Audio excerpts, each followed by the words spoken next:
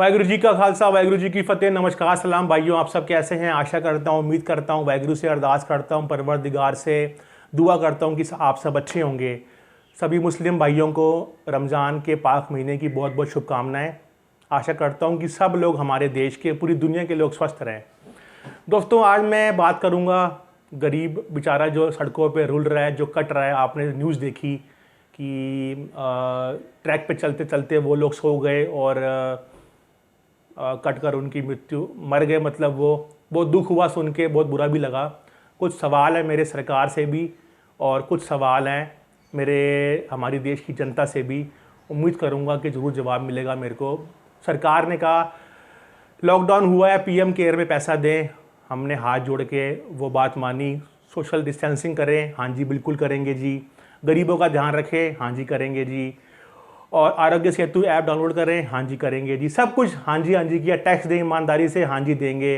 Petrol के दाम बढ़ रहे हैं, फिर भी आप महंगे में ख़रीदो, हाँ जी बिल्कुल करेंगे जी, क्योंकि हमारे देश का भला होगा। लेकिन सब कुछ करने के बाद भी जो सरकार की सबसे बड़ी जिम्मेदारी है, गरीब, वो जो अपने इस काम में फेल होती नज़र आ रही है। सरकार ने अमीरों को थाली में सजा के घर लेके आए वो, जबकि वो अपना पैसा खुद भर सकते थे। फिर भी सरकार ने, चाहे वो देखो बीजेपी की हो चाहे वो कांग्रेस की सरकार हो, मैंने आपको पहले भी कहा था कि ये गरीब बीमारी है और ये जो बीमारी है सिर्फ गरीबों के लिए है। आप देखना, गरीब ही मरेगा इसके अंदर। आप चाहे वो बीमारी से नहीं मरेगा तो सड़क पे हादसे से मरेगा, नहीं तो रेल के हादसे से मरेगा। मरेगा तो गरीब, चाहे वो भूख से मरेगा। तो भी सरकार ने सब कुछ बोला, हमने हाँ जी करके हमारा फ़र्ज़ बनता है, हमने निभाया। लेकिन सरकार अपने फ़र्ज़ निभाते हुए नहीं दिख रही है।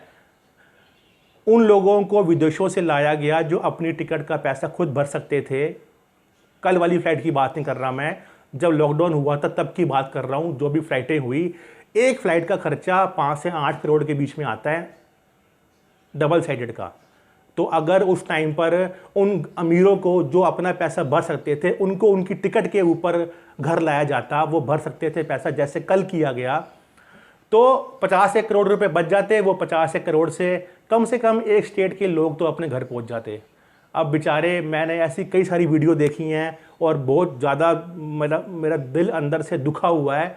एक परिवार, मैं आपको फ़ोटो भी दिखाऊंगा, एक परिवार, गरीब परिवार, वो ट्रैवल कर रहा था, उसको जगह नहीं मिली, टॉयलेट में बैठ के वो खाना बना रहे हैं। शौचालय में बैठ के, उनकी रसोई शौचालय के अंदर है, शौचालय के अंदर बैठ के वो अपना टाइम गुजार रहे हैं। आप देख सकते हैं साइड में फ़ोटो। अब इससे बड़ी और क्या होगा? ये नर्क है, और इससे बड़ा नर्क आप क्या देखेंगे? भाई, मैं एक इंसान हूँ, वो भी एक इंसान है, सरकार के लोग भी एक इंसान हैं। आज जिनके पास सहूलियत है वो घर बैठे हुए हैं आराम से, लेकिन जिनके पास सहूलियत नहीं है, जिनके लिए जो एक सबसे बड़ा, चलो अपन वोट बैंक की बात कर लेते हैं, जो लो क्लास है, जो मिडिल क्लास से पीछे एक और क्लास है, गरीब तबका, जो दिहाड़ी मजदूरी का काम करते हैं, वो भी वोट बैंक है। जब सरकार, चाहे कांग्रेस की हो चाहे बीजेपी की हो, जब सरकार वोट बैंक के लिए जब सड़कों पे उतरती है तो घर घर जा सकती है। तो क्या घर घर खाना नहीं पहुंच सकता? क्या घर घर गरीब नहीं पहुंच सकता? अपने सब पहुंच सकता है भाई। पर पता नहीं पीएम केयर के लिए जो मोदी जी ने पैसा, जो भी मतलब मोदी जी ने क्या लिया, जो सरकारी पैसा इकट्ठा हुआ, उसका कहीं पर भी यूज़ दिखता नज़र नहीं आ रहा। वो कहाँ जा रहा है, कैसे यूज़ हो रहा है, कुछ नहीं पता। एक हैरानी की बात यह है कि जब लॉकडाउन हुआ था तो उसके next day PM care fund के नाम से एक फ़ंड ऑर्गेनाइज हो गया। मैं पूछना चाहता हूँ कि अभी तो एक दिन के अंदर ही सरकार ने हाथ खड़े कर दिए। भाई, जो घर का बड़ा सदस्य होता है वो अपने मुश्किल टाइम के लिए कुछ पैसा सेविंग करता है, और अब मुश्किल वक्त पे फिर उसको पैसे को यूज़ किया जाता है। इसका मतलब है सरकार बिल्कुल कंगाल है। अगर कंगाल नहीं है तो पीएम केयर फंड क्यों खोला? और अगर पीएम केयर फंड खोला है तो मतलब सरकार अंदर से बिल्कुल खाली हो चुकी है, फंड नहीं है हमारे पास में। तो फिर बड़ी बड़ी डींगे हाँकने से कोई सेंस नहीं बन जाता। चलो, मध्यम वर्गीय परिवार अपना गुजारा कर लेगा, अमीर अपना गुजारा कर ही रहे हैं, वो तो खुशहाल, उनकी ज़िंदगी में कोई ख़ास फ़र्क नहीं हुआ, बल्कि उनके लिए तो एक एंटरटेनमेंट का टाइम बना हुआ है। घर में बैठे हुए हैं, भगवान की कृपा से खूब सारा पैसा है, सब चीज़ें संतुलित हैं, सब चीज़ें बैलेंस्ड हैं, खाना पीना, रहना, उठना बैठना, आराम से सब कुछ हो रहा है। लेकिन जो गरीब है, जो सरकार की सबसे बड़ी जिम्मेदारी है, अगर सरकार वही नहीं निभाएगी तो कैसे काम चलेगा। मैंने एक वीडियो देखी थी, उसके अंदर एक परिवार अपने घर जा रहा है, छोटे छोटे बच्चे हैं, 2 बच्चे हैं, एक 7 साल का, एक 3 साल का है। पैदल चल चल के उन बेचारों के पैर में इतना दर्द है कि उनसे चला नहीं जा रहा और वो रो रही है बच्ची। क्या करें हम लोग, कुछ कर नहीं सकते, लॉकडाउन में फंसे हुए हैं। दूसरी बात ये है कि अब सरकार खुद ले सकती है, गरीब को उनके घर पहुंचा सकती है। इस टाइम पर इंडिया का हर नागरिक अपनी जिम्मेदारी निभा रहा है, लेकिन सरकार इस टाइम पर पता नहीं क्यों लग रहा है कि ऐसे अपनी जिम्मेदारियों से फेल होती नज़र आ रही है। क्या उनका गरीबों के प्रति कोई भी जिम्मेदारी नहीं बनती? भाई मैं बंगला साहिब गुरुद्वारे से 75,000 लोगों का लंगर डेली का बन के जा रहा है। बंगला साहिब का जो गुरुद्वारा है, वहाँ से इतना अगर मैनेज हो सकता है तो सरकार क्या नहीं कर सकती, सब कुछ कर सकती है। लेकिन एक होता है ना, एक इंसान के अंदर एक करने की चाहत होती है, जहाँ चाह है वहाँ पे राह है। तो मुझे ऐसा, मैंने आपको पहले ही बताया था वीडियो के अंदर कि ये कोविड बीमारी है, जो कोरोना बीमारी है, ये भी गरीबों की है। इसमें भूख से अगर वो बीमारी से नहीं मरेगा तो ट्रेन के आगे मर जाएगा, या वो सड़क हादसे में मारा जाएगा, या भूख से मर जाएगा, या वो पैदल चल चल के बेहोश हो जाएगा, वहीं पे मर जाएगा। भाइयों, इस टाइम पर ज़रूरत है हम सबको इकट्ठा होने की। हिंदू, मुस्लिम, सिख, ईसाई ना करें।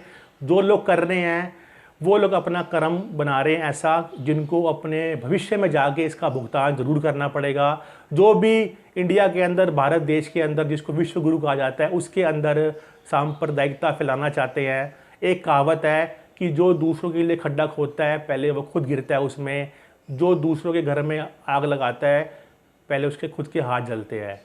तो मेरे हिसाब से गवर्नमेंट को पक्षपात तो खैर पता नहीं कर रही, लेकिन हाँ ये है कि गरीबों के साथ में ज़रूर पक्षपात हो रहा है, उनको अवॉइड किया जा रहा है।